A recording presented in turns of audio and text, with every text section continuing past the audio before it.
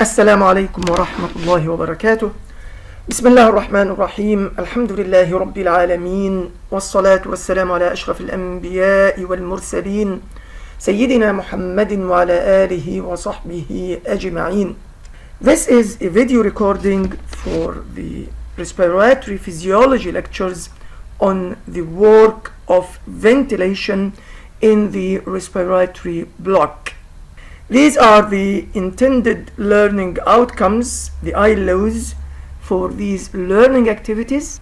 And here we have the recommended learning resources for these learning activities.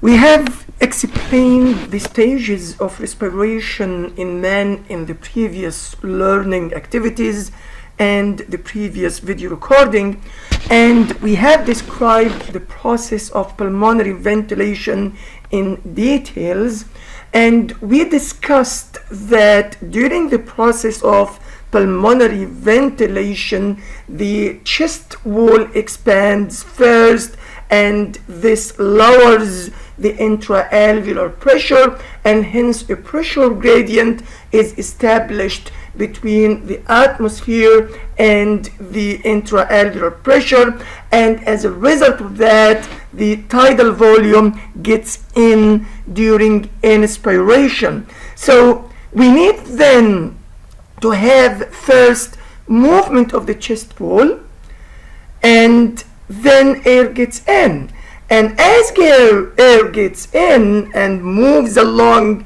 the conducting zone, it meets resistance to the flow of air.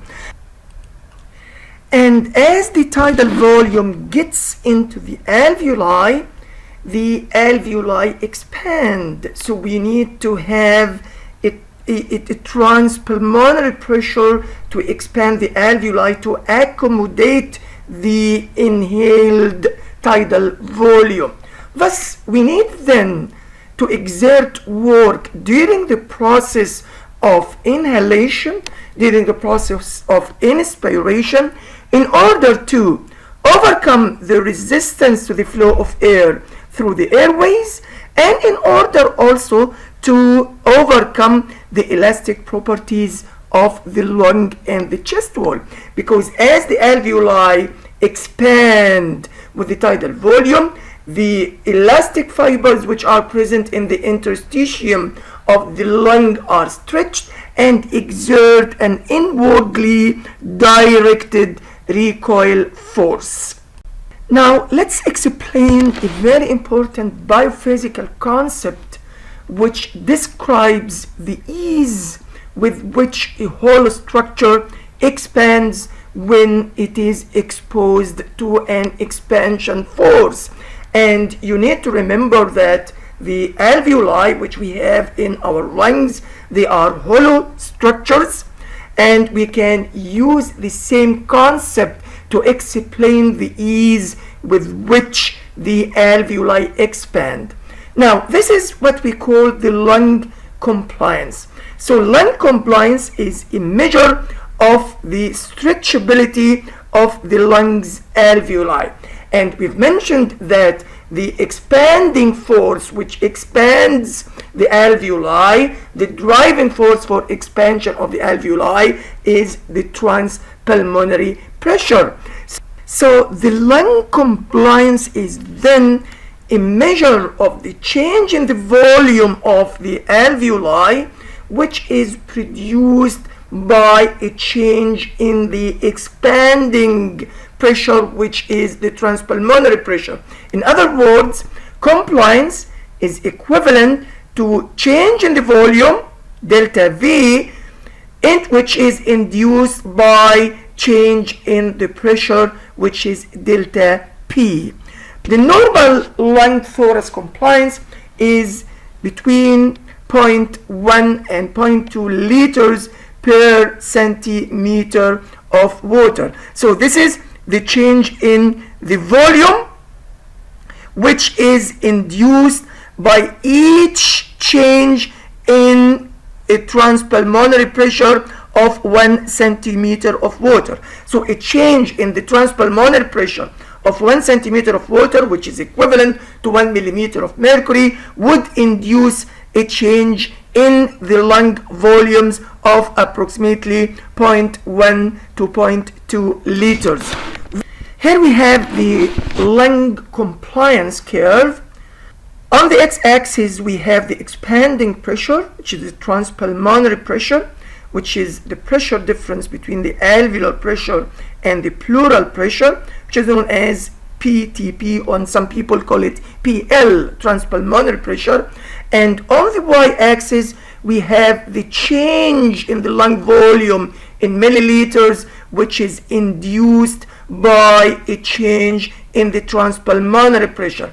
In other words, lung compliance is equivalent to the change in the lung volume, delta V, divided by the change in the transpulmonary pressure, or delta V divided by delta transpulmonary pressure. Now, the slope of this curve is the lung compliance, or the pulmonary compliance. The slope is the value on the y-axis, which is induced by a change in the parameter on the x-axis. Here we have the compliance curve of a normal lung, and this is the change in the volume induced by the change in the transpulmonary pressure. Here we have an increased compliance because the same change in the transpulmonary pressure would produce larger expansion and more lung volumes, whereas this curve represents a lung with decreased compliance because the same descending pressure, which would induce a particular normal increase in lung volume, would then produce less expansion of the alveoli when the compliance is reduced. And this happens in some pathophysiological conditions. So we may have pathophysiological conditions with increased lung compliance, and we also might have pathophysiological conditions with decreased lung compliance. When we have a pathophysiological condition with increased lung compliance, it means that the lung is more compliant, so it is easier then to inflate this lung with air. But the problem now arises during the process of expiration, during the process of exhalation, because when the lung is more compliant, it means that the lung has less recoil force. And remember, the resting, quiet, eupneic expiration at the sea level is a passive process which dependent on the elastic recoil forces of the lung. So this is the scenario when we have then a lung with increased compliance. It would be easy to inflate it, but difficult to deflate it. What happens then when we have a lung with decreased compliance? When we have a lung with decreased compliance, it means that the alveoli are already stiff. So it is difficult to inflate these alveoli. So subjects with decreased lung compliance would find it difficult to inflate their lungs, whereas subjects with increased lung compliance would find it easier to inflate their lungs. So what are then the determinants of the lung compliance? What determines how much is the stretchability of our lung? There are two very important determinants of the lung compliance. Number one, the elastic properties of the lung. The elastic fibers, the elastin fibers, which we have in the interstitium of the lung, which we have in the interstitium, in the walls of the alveoli, and in between the alveoli. These elastin fibers, they are stretchable, so they allow the lungs to expand, but at the same time, these elastic fibers, as they expand, they exert an inwardly directed recoil force, which opposes expansion. It is exactly like a rubber band. A rubber band, when you stretch a rubber band, it allows you to stretch it. But the more you stretch this rubber band, the higher would be the inwardly directed recoil force. If you have 2-3 rubber bands, you expand 2-3 rubber bands at the same time, it would be more difficult to expand and to stretch these 2-3 rubber bands together because they have more the recoil. The other factor which determines lung compliance is the surface tension forces inside the alveoli. Now, our alveoli are made up of pneumocytes, and we have got two types of pneumocytes, type 1 pneumocytes and type 2 pneumocytes, which rest on a basement membrane. And inside the alveoli, we have got air. So if the pneumocytes are left without a thin layer of water covering them, they would get dry. And because of that, the pneumocytes, the alveoli, are lined from the inside by a thin fluid layer in order to prevent dryness of the pneumocytes. Thus, an interface is then developed between air inside the alveoli and the water molecules in the thin fluid layer which lines the alveoli. And it is at this interface a surface tension force is generated. Now, the water molecules, they do not like to get in touch with air. If we look at the top of a glass of water, we would find that the surface of the top of a glass of water is not flat, rather it is concave. Why is it concave? Because the molecules of water at the top, where they are in contact with air, they do not like air. They would like to keep away from air. So there is a tension force developing between water and air. And because the alveoli, they are spherical structure, these tension forces which develop at the air fluid interface, they tend to collapse the alveoli. So they tend to resist expansion of the alveoli. Now, if the alveoli are kept like this, with this high surface tension force between the air inside the alveoli and the thin fluid layer, then all the alveoli would collapse. But this is not the case. The type 2 pneumocytes, they produce a substance which is known as the surfactant, which plays a very important role in reducing this surface tension force. So then we have got this thin fluid layer, which is very good in order to prevent dryness of the alveoli, and we have got also the surfactant, which prevents collapse of the alveoli because of the surface tension force. According to the law of Laplace, Laplace's law states that the pressure inside a whole structure, the pressure inside the alveolus, is equivalent to 2 surface tension force divided by R. So P is the pressure inside the alveoli, and T is the surface tension which is caused by the air-liquid interface within the alveoli. And we've just mentioned that the surface tension is a force that tends to collapse the alveoli because the water molecules, they do not like air. They would like to keep away from air. They would like to reduce the surface of contact between them and air. So the surface tension is a force that stiffens the alveoli, and it is thus the force which favors alveolar collapse. Now, the surfactant, which is produced by type 2 pneumocytes, is a very important substance because it reduces the surface tension and hence keep the alveoli from collapse, and it helps prevent the alveoli from collapse then.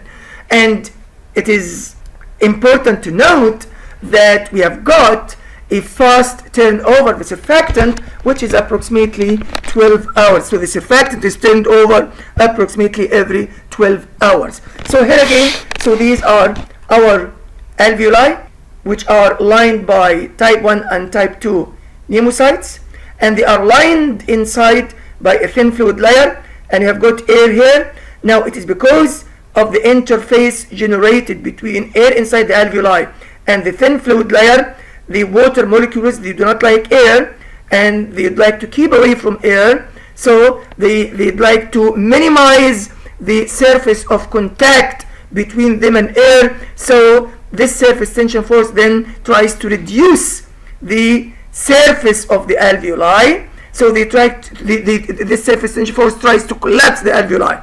However, the type 2 pneumocytes produce the surfactant, which reduces this surface tension force and prevents alveolar collapse.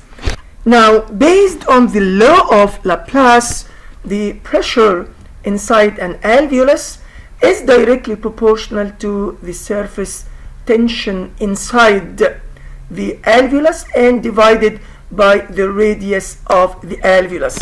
So if the surface tension would be equal in all alveoli, and here we have got a big alveolus with a radius equivalent to 2 and a smaller alveolus with a radius equivalent to 1, and let's just imagine for the time being that the surface tension in the big alveolus is equivalent to the surface tension in the small alveolus. If this is the scenario, then the pressure in the big alveolus would be equivalent to 2 multiplied by T divided by 2, so it's equivalent to T, and the pressure inside the small alveolus would be equivalent to 2 multiplied by T divided by 1, the radius, which is 2T. If this is the case, then the pressure inside this small alveolus would be greater than the pressure inside the big alveolus, and this would cause air to move from the small alveoli into the bigger alveoli, causing collapse of the small alveoli. Again, this is the scenario if the surface tension would be equal in the small and the large alveoli. However, this is not actually the normal scenario which we have in the normal alveoli. Now, because the surfactant produces the surface tension much more in the smaller alveoli than in the big alveoli, the pressure would be equal in the small and in the large alveoli, and if this is the case, then this would result in alveolar stability and smaller alveoli would not collapse. So if we don't have a surfactant and the surface tension would be equal in small and large alveoli, and the pressure in the smaller alveoli would be greater than the pressure in the larger alveoli based on Laplace's law, and air gets in the large alveoli from the smaller alveoli. However, in the presence of the surfactant, the surface tension is reduced in both large and small alveoli, but the surface tension is reduced much more in the smaller alveoli than in the larger alveoli. So look at this. This is Laplace's law. Pressure is equivalent to 2 multiplied by surface tension divided by the radius. So here we have the radius is 0.05 centimeter. What about this? 50 dyne per centimeter. This is the surface tension force. What about here in the small alveoli? Again, this is Laplace's law. Pressure is equivalent to 2 multiplied, this is now the surface tension in the small alveoli.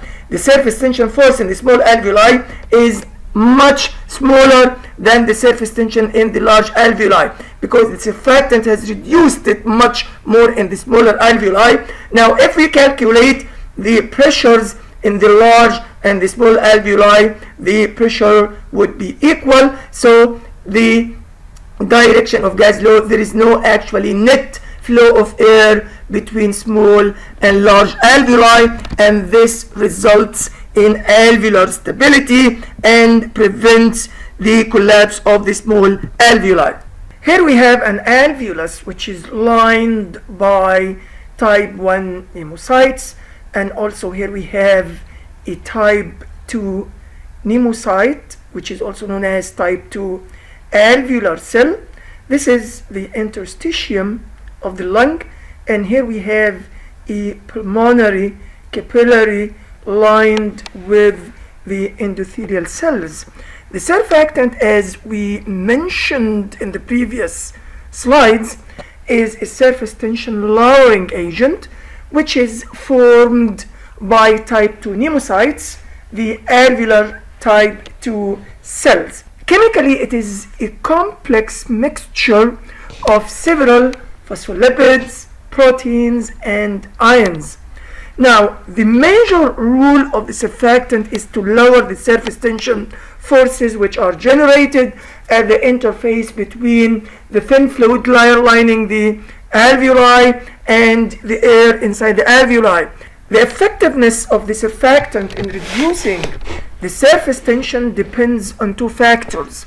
Number one, the total surface area of the thin fluid layer which lines the alveoli, and as we've mentioned, the larger the alveoli would be the larger surface area of the thin fluid layer lining them, and in this case the molecules of the surfactant will be more dispersed and would be less effective in reducing the surface tension.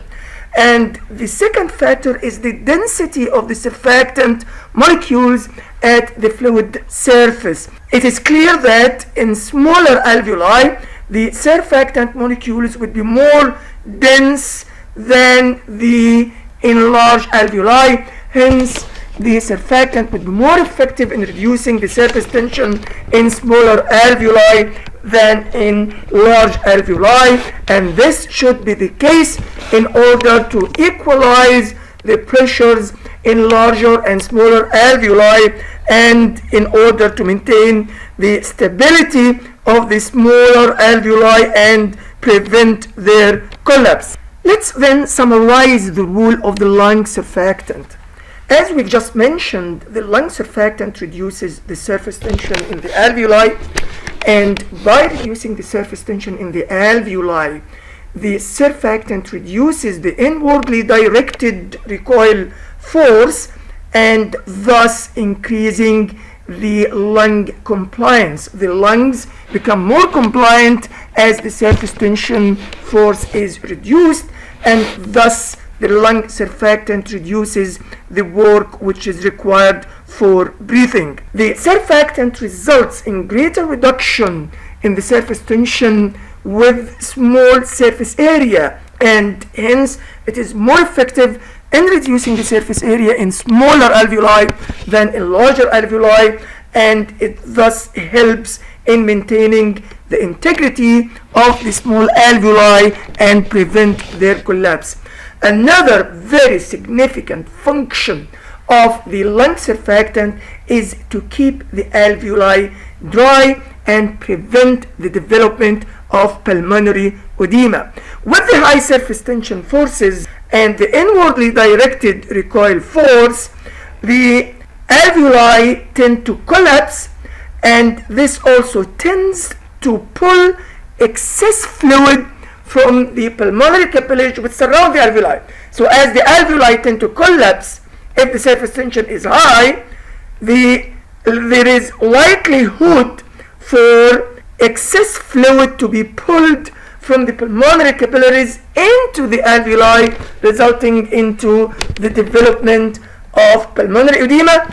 And the surfactant, by reducing the surface tension and by reducing the tendency of the alveoli to collapse, it thus reduces the tendency of the development of pulmonary edema, and it keeps the alveoli dry. Now let's describe two important pathophysiological conditions related to the lack of the pulmonary surfactant. The first condition is the infant respiratory distress syndrome.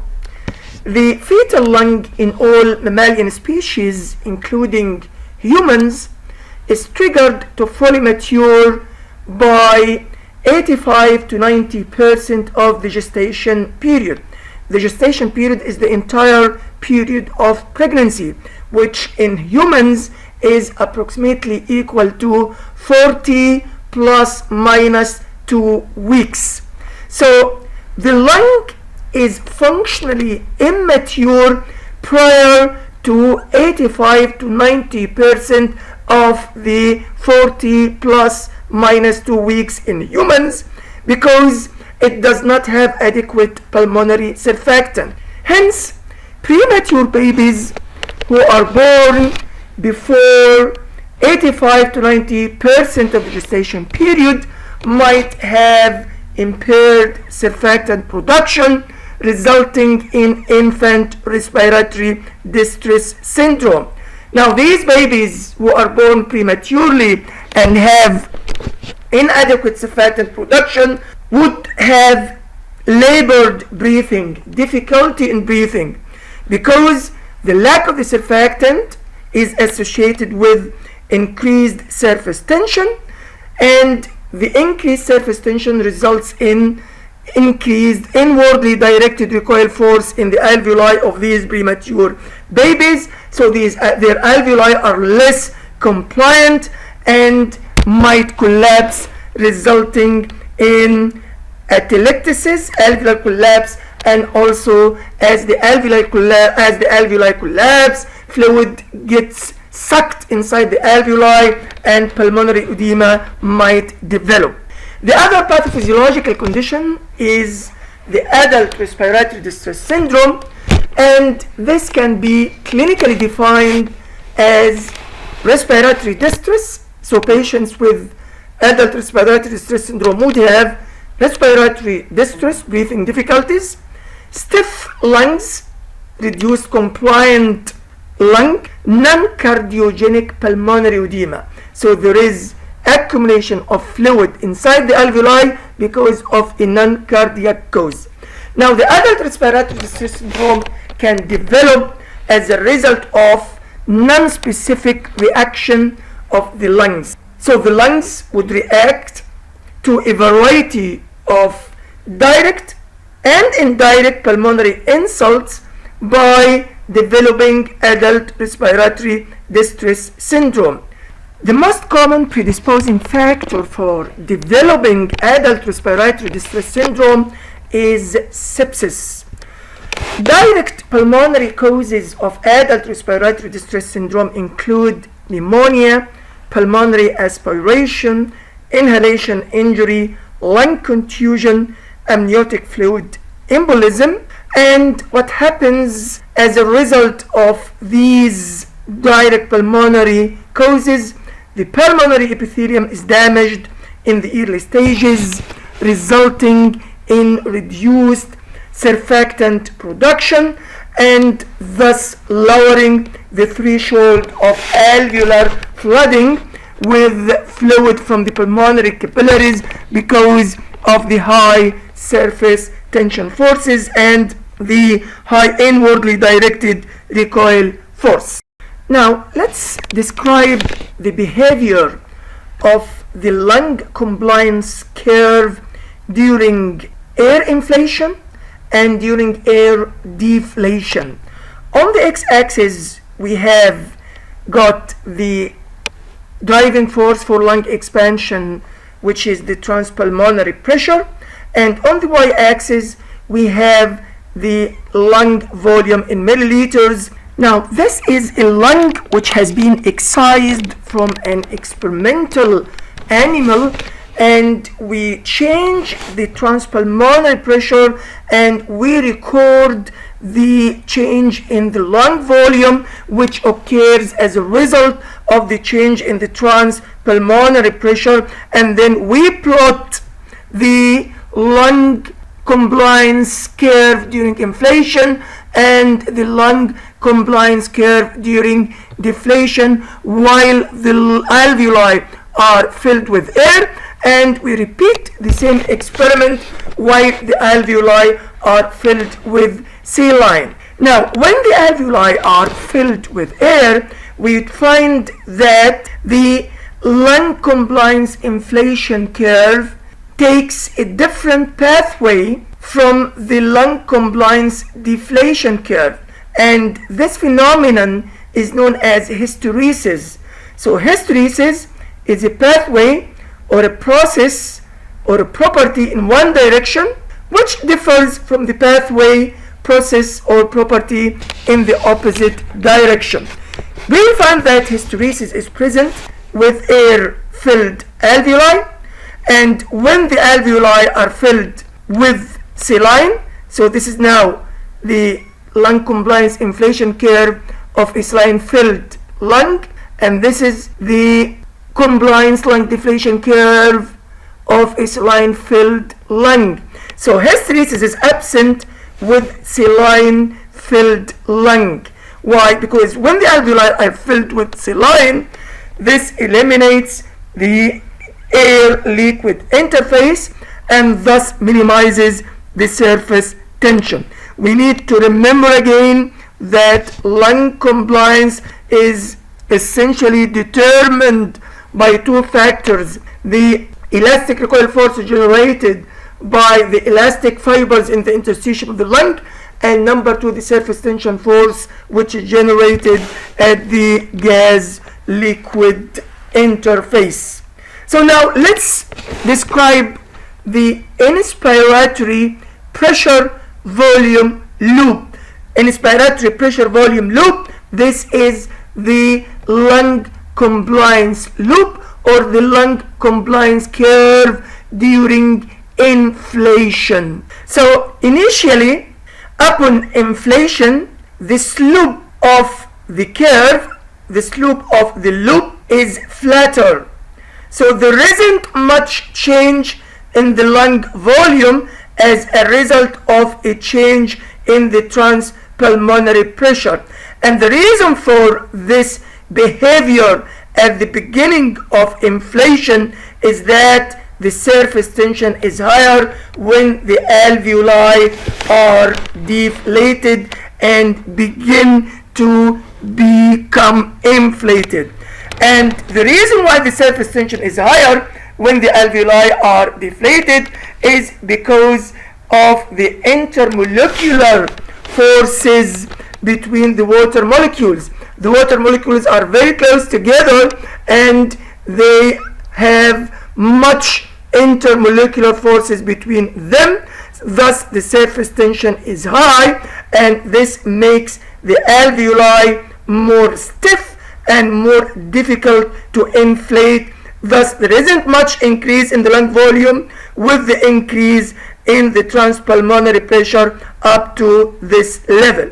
Then during inflation, the slope of the inspiratory pressure volume loop is steeper, and there is increase in the volume as the transpulmonary pressure increases, because when this limit is exceeded, the alveoli become more compliant.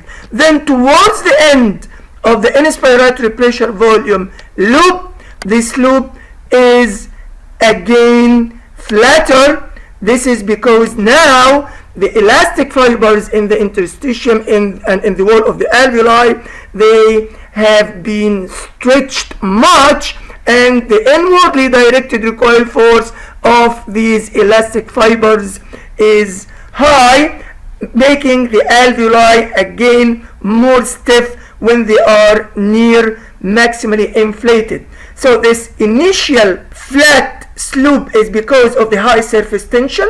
Then the latter flatter part of the loop is because of the inwardly directed recoil force of the stretched elastin fibers. Now the expiratory pressure volume loop begins here, and initially upon deflation also there isn't much decrease in the volume with the decrease in the transpulmonary pressure. Now we are talking about the decrease in the volume as a result of the decrease in the transpulmonary pressure. When we talk about the inspiratory pressure volume loop, we talk about the increase in the lung volume as a result of the increase in the transpulmonary pressure. So as the transpulmonary pressure decreases, initially there isn't much decrease in the lung volume, and the slope of the loop is flatter. Then, and this is again because the alveoli are still stiff because of the they were near maximally inflated.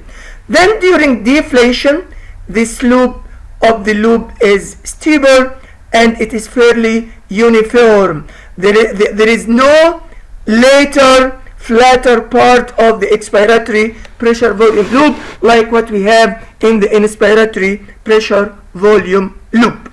Now let's describe the changes in lung compliance and the possible causes for these changes. This figure shows the lung compliance curve of a normal lung and the lung compliance curve of a lung with increased compliance and the compliance curve of a lung with decreased compliance. On the x-axis we have the driving force for alveolar expansion, which is the transpulmonary pressure, and on the y-axis we have the lung volume. And as you all know now, compliance is equivalent to delta V. An increase in lung compliance indicates damage or loss of elastin fibers. Thus, it is easier for a change in the transpulmonary pressure to change the volume of the lung, and this results in a decrease in the lung recoil and an increase in the compliance. Remember, the elastin fibers which we have in the lung interstitium, they allow the lung to expand, but at the same time they exert inwardly directed recoil force. So the less elastin fibers we have, the less will be the inwardly directed recoil force of the lung, and the higher will be the lung compliance. And this happens in conditions like emphysema, where there is destruction of the elastin fibers.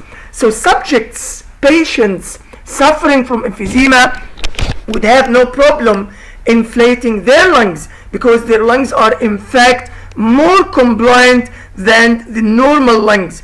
However, they would have much less inwardly directed recoil force, and hence extra work should be performed in order to force air out of the lungs during expiration. So a lung with increased compliance would have no difficulty getting air in, but would have difficulty getting air out during expiration.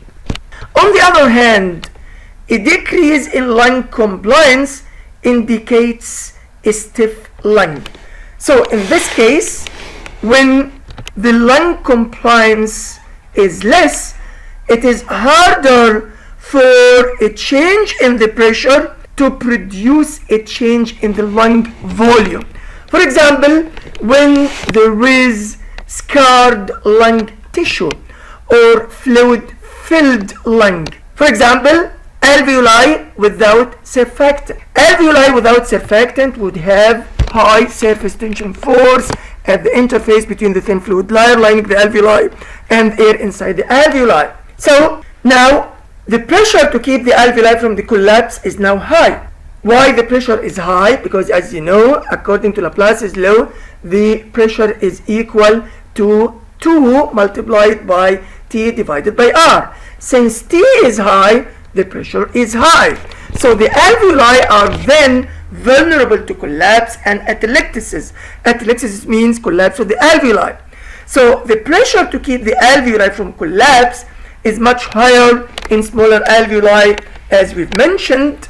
And in this case, since the surface tension is not reduced as it should be in the smaller alveoli because of the lack of the surfactant, the pressure in the smaller alveoli would be higher than the pressure in the larger alveoli, and this causes pressure gradient from smaller to large alveoli, resulting in collapse of the smaller alveoli and stiff lung.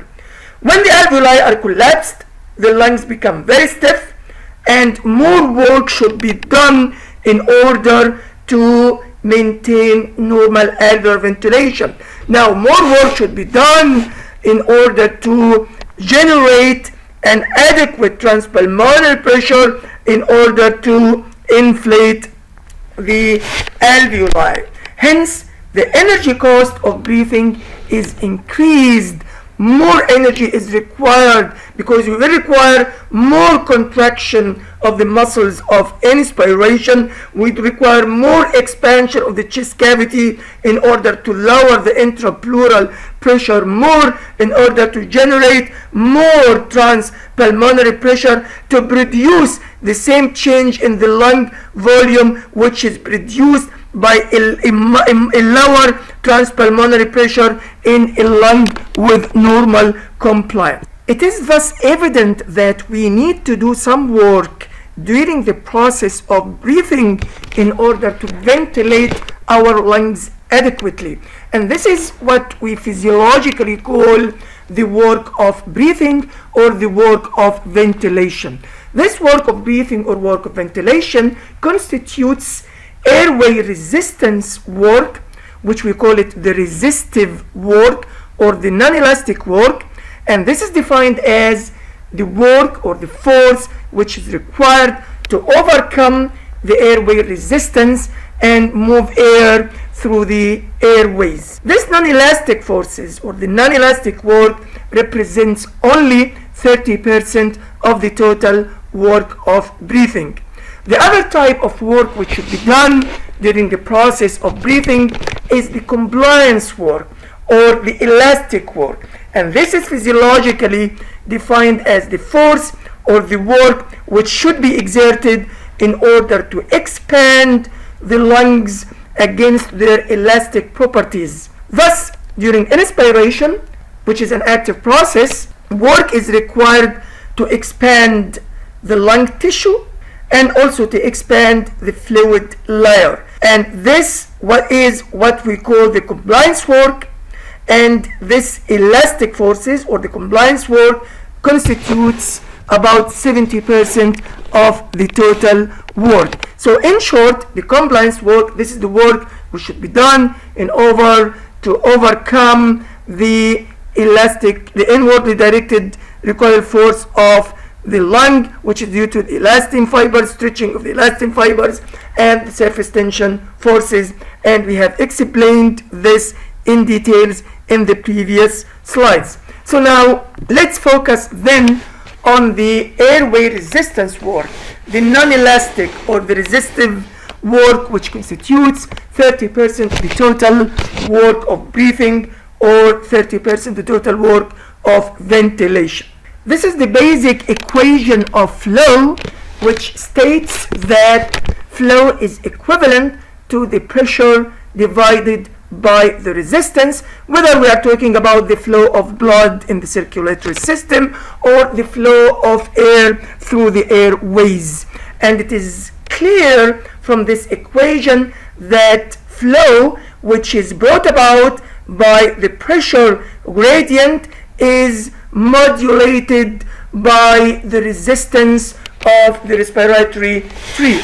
Airway resistance is very low, and this is evident since the small pressure gradient between the atmosphere, between the mouth and the alveoli, which is 1 millimeter of mercury or 1 centimeter of water, is sufficient to drive the normal resting tidal volume in and out. And the resting tidal volume, as you all know, is 500 milliliters of air. They get in during inspiration because of a pressure gradient of only 1 millimeter of mercury or 1 centimeter of water between the atmosphere and the alveoli, and the opposite is true during expiration. Increased resistance, if the resistance to the flow of air through the air passages increases, then we need to increase the pressure gradient in order to achieve the same tidal volume of approximately 500 milliliters of air. And in this case, we need to exert more work, so the resistive work would increase if the resistance to the flow of air through the air passages increases. So what are then the variables which make up the resistance to the flow of air through the air passages? From the basic law of flow, again the basic law or the basic equation of flow flow is equivalent to the pressure divided by the resistance, and the resistance according to Poiseuille's law is equivalent to 8 multiplied by eta, where eta is the viscosity of the substance which is flowing, and here we are talking about air. L is the length of the tube, the length of the air passages, divided by the fourth power of the radius. So resistance to airflow is dictated mostly by the radius of the airways, because viscosity of air is almost constant under normal physiological conditions, and the length of the airways doesn't change. So decreasing the airway radius would result in an increase in the resistance, and an increase in the resistance would result in a decrease in the flow. On the other hand, an increase in the radius, because we divide by the fourth power of the radius, would decrease the resistance, and a decrease in the resistance would result in an increase in air flow. So here we have the airflow and resistance in the airways. This is the basic equation of flow. Flow of air is equivalent to the pressure gradient divided by resistance, and if we don't have pressure gradient, if P1 and P2 are equal, so there is no flow of air, and this happens at the end of normal resting Yupnik expiration at the sea level, and at the end of normal resting Yupnik inspiration at the sea level. Now, if P1 is less than P2, suppose this is the atmospheric pressure. If the atmospheric pressure is higher than the alveolar pressure, then air gets in. While if the alveolar pressure is higher than the atmospheric pressure, air gets out during expiration. What happens here? We have more flow. Why do we have more flow? Because now the airways have got larger radius, so the increase in the radius decreases the resistance, and the decrease in the resistance increases the airflow. The opposite is true when we have a reduced radius. So with the reduced radius, the resistance increases and the airflow decreases.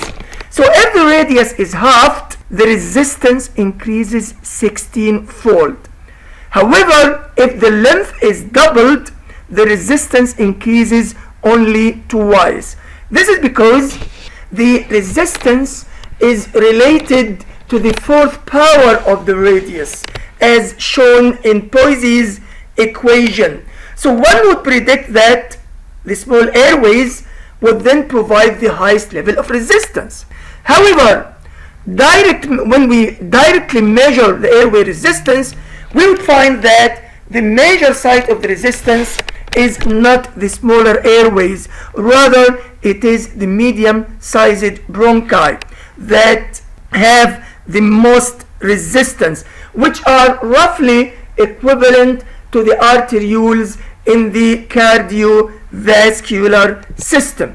So now let's very briefly explain the factors which influence airway resistance. And when we talk about the factors which influence airway resistance, we know these factors from Poiseuille's law. And since the radius is the most important determinant of the airway resistance, let's then describe the factors which influence the radius or the diameter of the airways, and hence influencing airway resistance. These factors include changes in lung volume, contraction of the smooth muscle cells in the walls of the airways, and this constitutes long-term changes in the airway resistance. And the third factor is the inflammation and mucus secretion induced by pathological conditions like chronic obstructive airway disease and bronchial asthma. Changes in lung volume changes the radius of the airways, and hence changes the airway resistance. And in this figure, on the x-axis we have the lung volume, and on the y-axis we have the airway resistance. So at higher lung volumes, the elastic fibers, the elastin fibers which we have in the interstitium are stretched, and hence there is greater radial traction. The airways are pulled open by the stretched interstitium, hence resulting in an increase in the radius of the airways and therefore decrease in the resistance. So this is what we have here at high lung volumes. As the lung volume increases, the resistance to the airway increases, because at high lung volumes the elastin fibers are stretched, and these elastic fibers are also attached to the airways. So because they are stretched, so the airway, there is greater radial traction, and the airways are opened more, increasing their radius. While at lower lung volumes, as the lung volume decreases, this is associated with less radial traction, so the airways pulled open less by the interstitium, because the elastic fibers are not much stretched at lower lung volumes, and this decreases the radius and hence increases the airway resistance. The second factor which influences the radius of the airways and hence the resistance of the airways to the airflow is the contraction of the smooth muscle cells. The contraction of the smooth muscle cells, which are present in the walls of the airways from the trachea down to the terminal bronchioles, can lead to dangerous increase in the airway resistance. These smooth muscle cells are under autonomic control, so they are innervated by both divisions of the autonomic nervous system, the sympathetic and the parasympathetic systems, and the plasma membranes of the smooth muscle cells in the airways. They have got receptors, adrenergic receptors, beta 2 adrenergic receptors, and muscarinic receptors. Parasympathetic stimulation of the cholinergic fibers causes contraction of the smooth muscle cells, leading to bronchoconstriction and also stimulation of mucus secretion. While on the other hand, stimulation of the sympathetic nervous system results in bronchodilation and inhibition of mucus secretion. Stimulation of the beta 2 adrenergic receptors by adrenaline or noradrenaline or adrenergic drugs, or inhibition of the cholinergic muscarinic receptors by atropine or anticholinergic drugs like ipratropium bromide, result in relaxation of the smooth muscle cells in the walls of the airways, leading to bronchodilation, hence increasing the radius and decreasing the resistance. While stimulation of the muscarinic receptors or inhibition of the beta 2 adrenergic receptors leads to contraction of the smooth muscle cells in the airways, leading to bronchoconstriction and hence lowering the radius of the airways and increasing the resistance.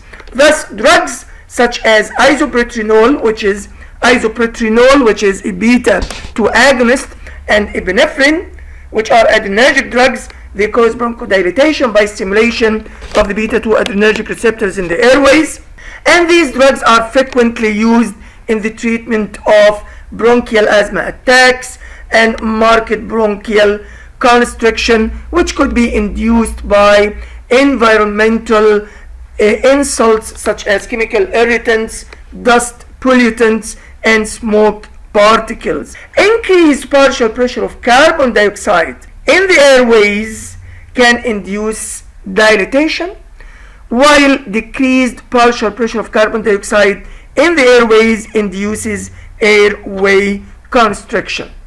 The third factor which might influence the radius of the airways and hence the resistance is the inflammation and mucus secretion.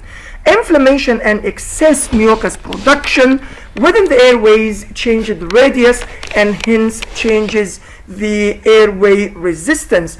And this is seen in conditions of chronic obstructive airway disease and bronchial asthma, which we will describe very briefly in the subsequent slides.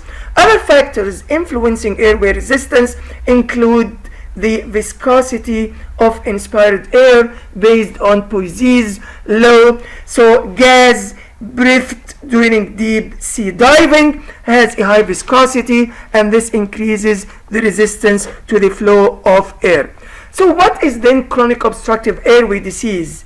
This is the abbreviation of this disease. Chronic obstructive airway disease is also known as chronic obstructive lung disease, is also known as chronic obstructive pulmonary disease, and this includes variable combination of two conditions.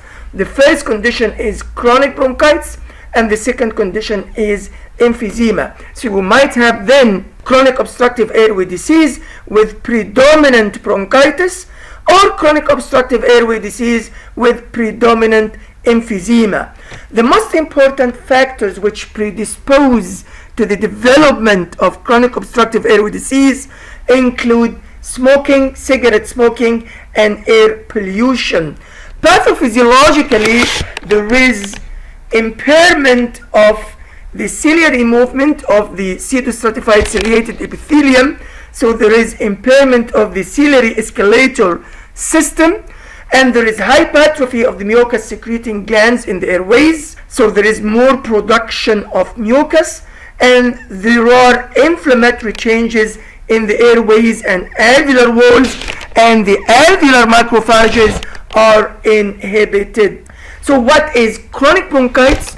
Chronic bronchitis is diagnosed clinically as coughing for at least 3 months of the year for at least 2 consecutive years. So if a patient comes to me complaining of coughing for at least 3 months in a year for 2 consecutive years, this patient is suffering from chronic bronchitis. Again, the main predisposing factors include cigarette smoking and air pollution.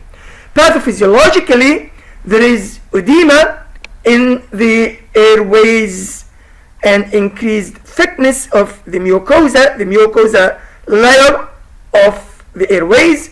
There is hypertrophy of the mucus secreting glands in the submucosal layer in the wall of the airways. So the wall of the airways is thickened, and there are intraluminal mucus plugs, and there is also increased smooth muscle contraction. Emphysema is diagnosed pathologically. We need to have a pathological evidence of emphysema.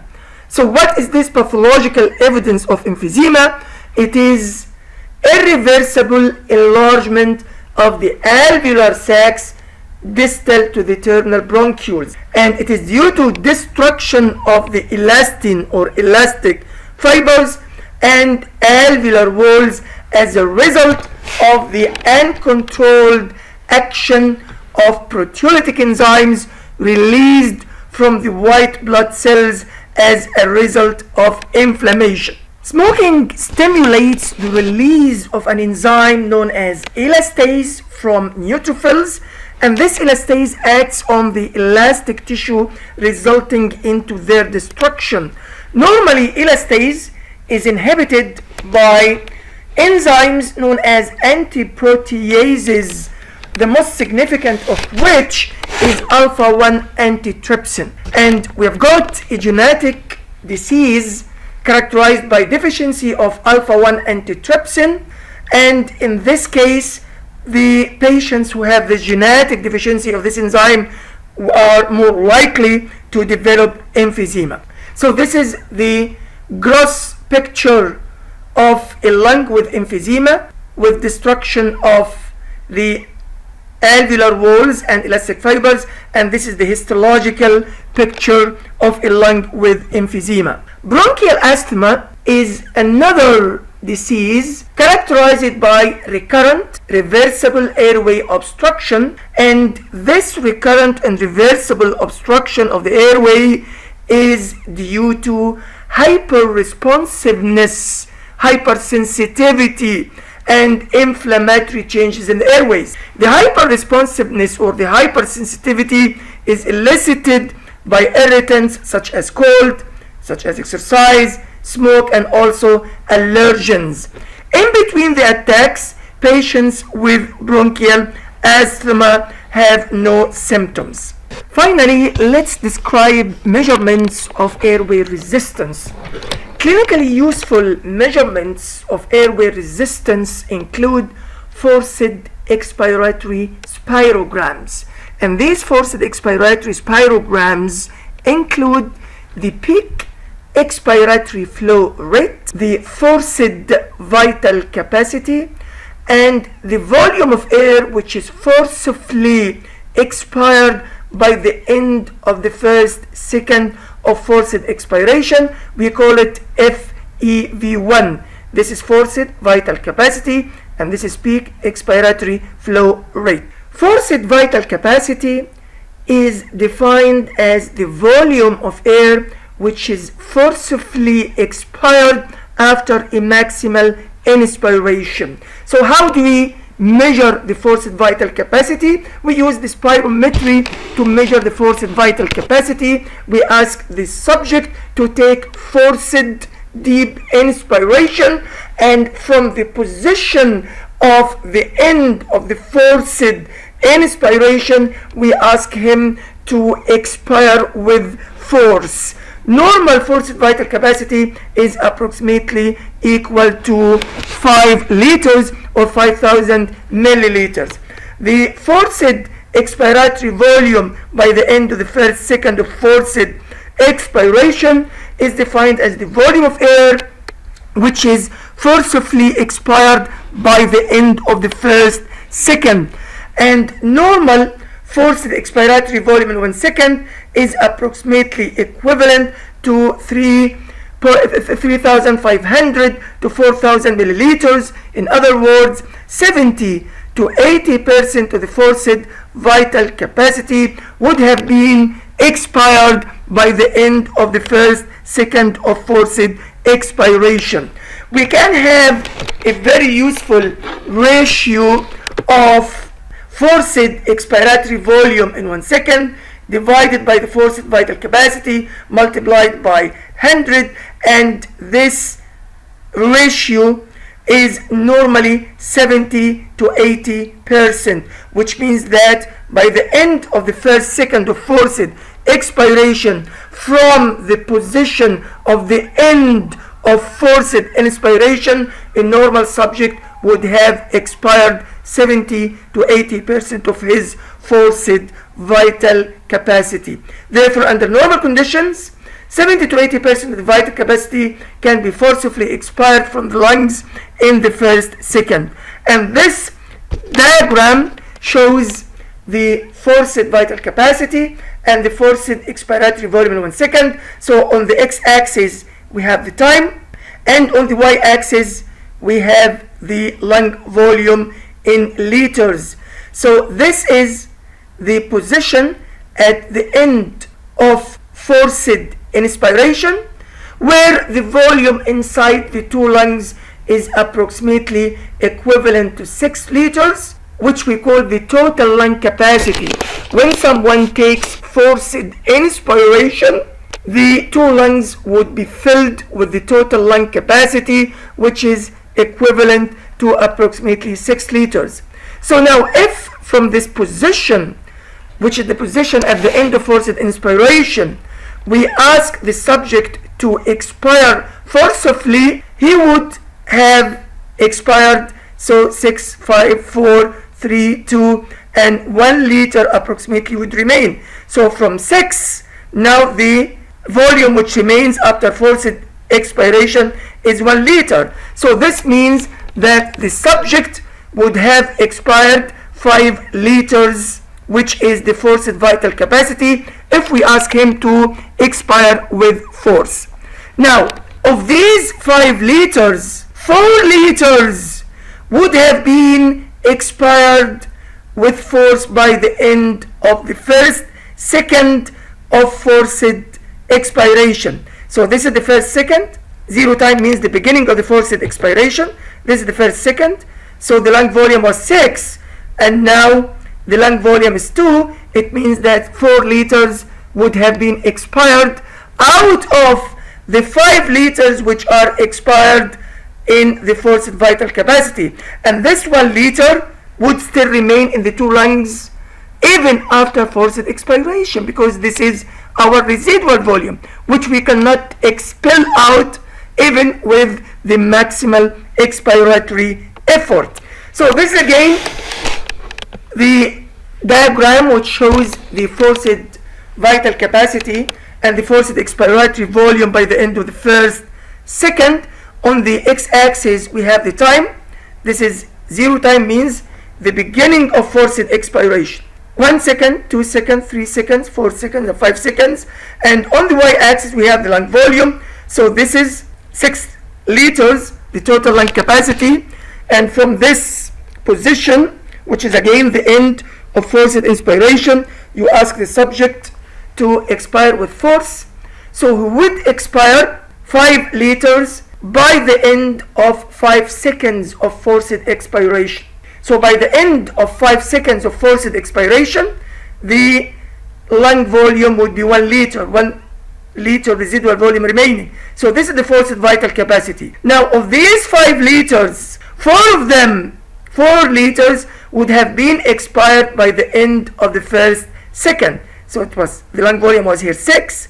Now it was 6 at 0 time at the beginning, and it has reduced to 2 liters by the end of the first second. And so 4 liters out of the total 5 liters which are expired using the maximal expiratory effort would have been expired by the end of the first second of forced expiration.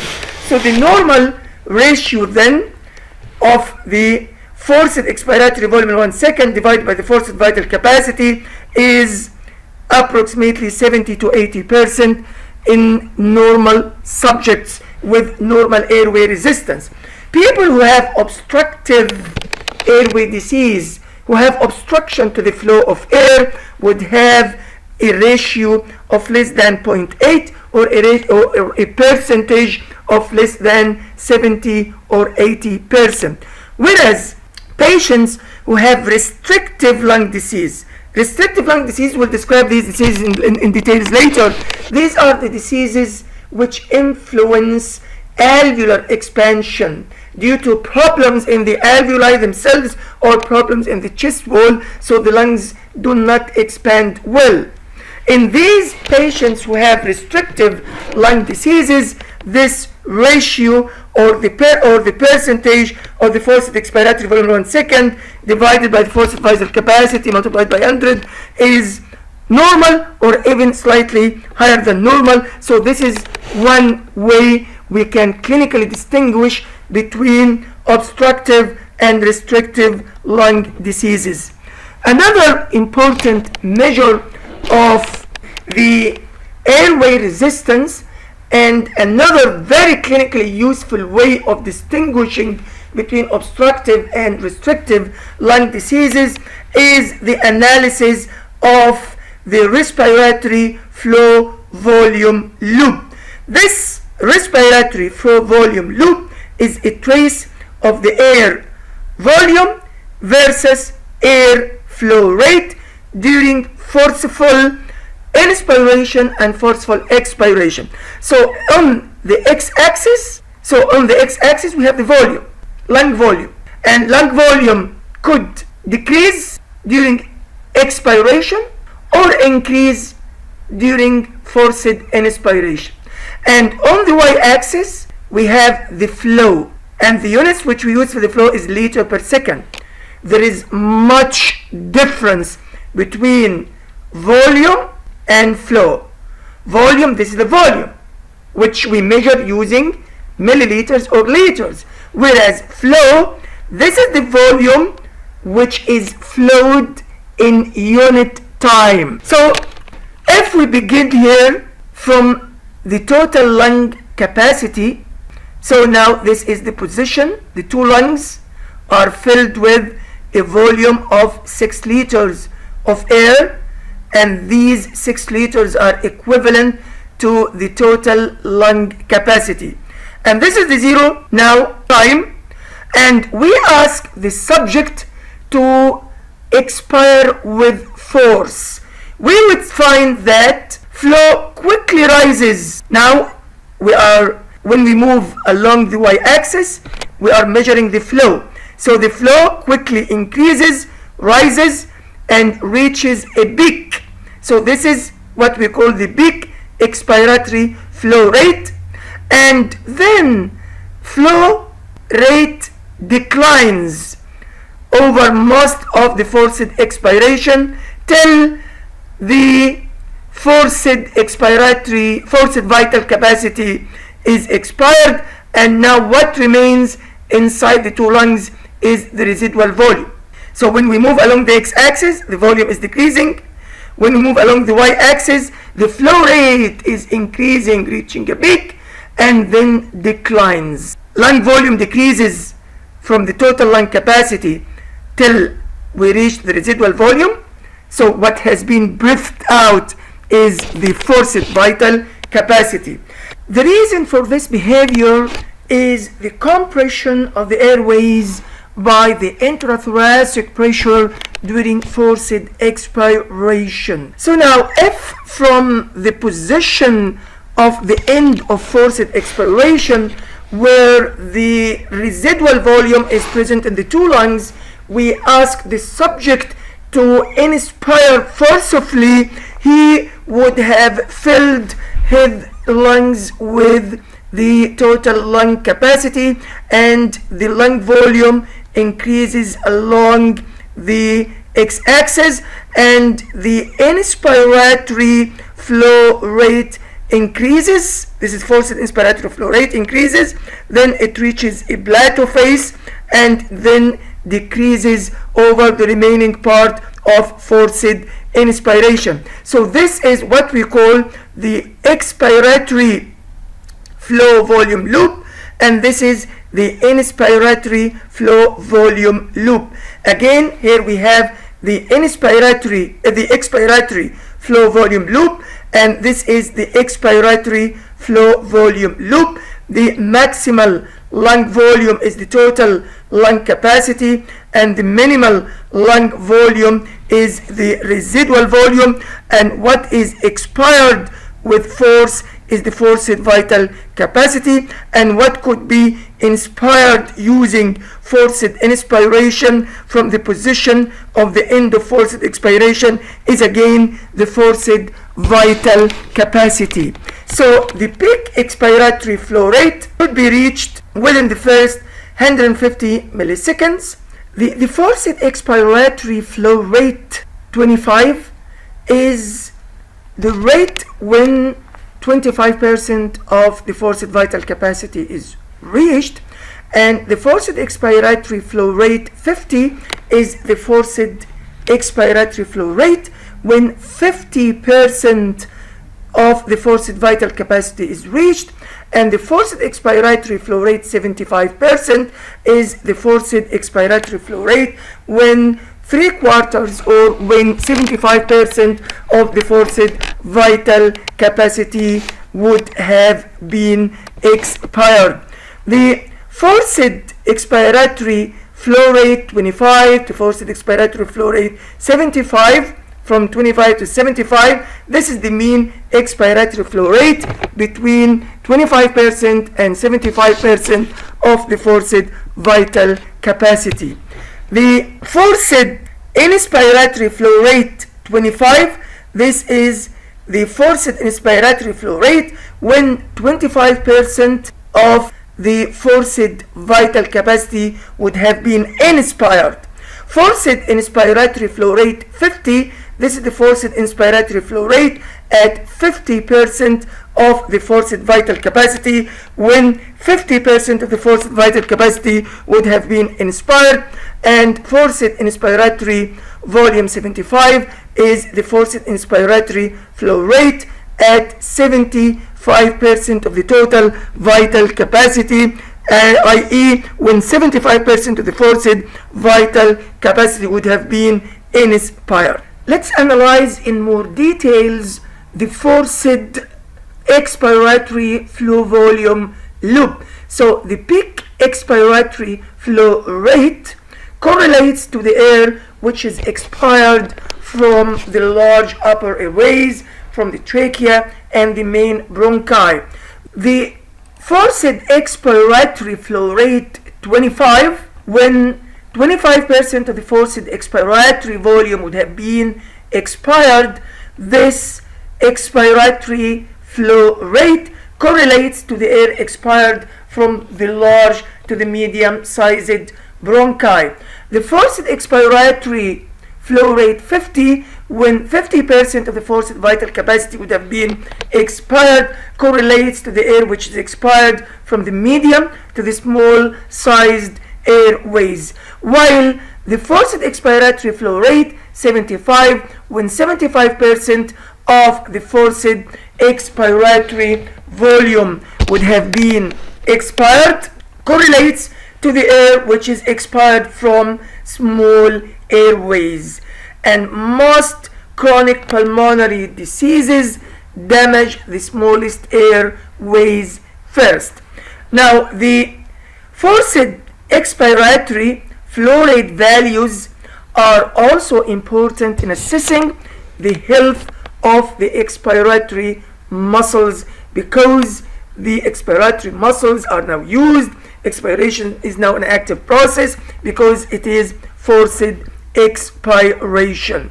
It is important to realize that the normal values for the peak expiratory flow rate are affected by the gender. So men have higher peak expiratory rates than women of corresponding ages, and also the peak expiratory flow rates vary with age. So men reach their peak expiratory flow rates at around 35 years old, and women, they reach their expiratory flow rate at about 30 years old. And as we grow older, men and women, our peak expiratory flow rate decreases as shown in this figure. So this is the peak expiratory flow rate of a man.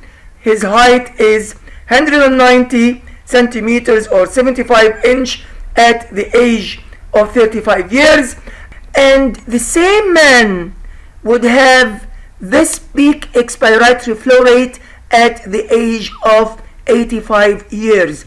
And this is the peak expiratory flow rate of a woman. Her age is 30 years old and her height is 183 centimeter or 72 inch, and this is her peak expiratory flow rate when she is 85 years old. And that's the end of these learning activities. And here we have again the intended learning outcomes, and I would like to thank you very much for listening.